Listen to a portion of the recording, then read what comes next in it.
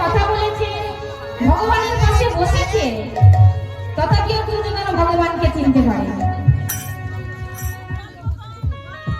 ভগবানকে চিনতে পারে না। ভগবান গিয়েছিলেন শান্তির বার্তা নিয়ে, গিয়ে বললেন দুর্যোধন, এত বড় রক্তক্ষয়ী যুদ্ধ তুমি বন্ধ করে 5টা ভাইকে 5টা গ্রাম দান করে দাও। 5টা ভাইকে 5টা গ্রাম দান করে দাও, তাহলে এত বড় কুরুক্ষেত্রের যুদ্ধ আর হবে না। অমনি দুর্যোধন কি বলল, যে তুমি আমাকে জ্ঞান দিতে এসেছো, তুমি আমাকে জ্ঞান দিতে এসেছো, এই যে কোথায় আছিস, এ বেটা গোয়ালার ছেলেকে এক্ষুনি স্তম্ভের মধ্যে দড়ি দিয়ে বেঁধেছে। আর যেই কথা বলেছে বাবা, দুর্যোধনের সেনারা ভগবানকে বেঁধে ফেলেছে।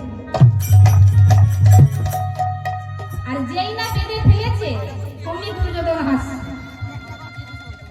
যে আমি দুর্যোধন, আমার সাথে খারাপ ব্যবহার করে এটাই হলো শাস্তি। আজকে সারাটা দিন তুমি আমার ঘরে বাঁধা থাকবে। এই বলে দুর্যোধন যেই পেছন ফিরেছে, দেখতে পেছনে পরমেশ্বর শিবহরি দাঁড়িয়ে। দুর্যোধন মনে মনে ভাবছে, যাকে আমি সামনে বাঁধলাম সে পেছনে এলো কি করে? যাকে আমি সামনে বাঁধলাম সে পেছনে এলো কি করে? আবার যখন সামনে তাকাচ্ছে, দেখছে সামনে ভগবান বাঁধা আছে।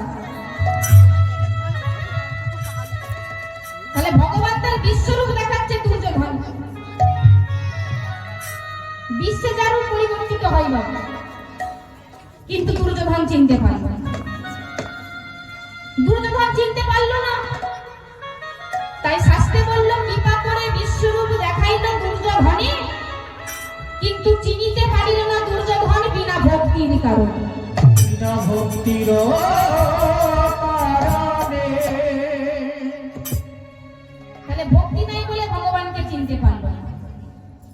তা ভক্তি যদি না থাকে মা, সেই ভক্তি আমরা পাবো কোথা থেকে? ভক্তি যদি আমার মধ্যে না থাকে, সেই ভক্তি আমরা পাবো কোথা থেকে? শাস্ত্র বলল তার জন্য সাধু সঙ্গ করতে হবে।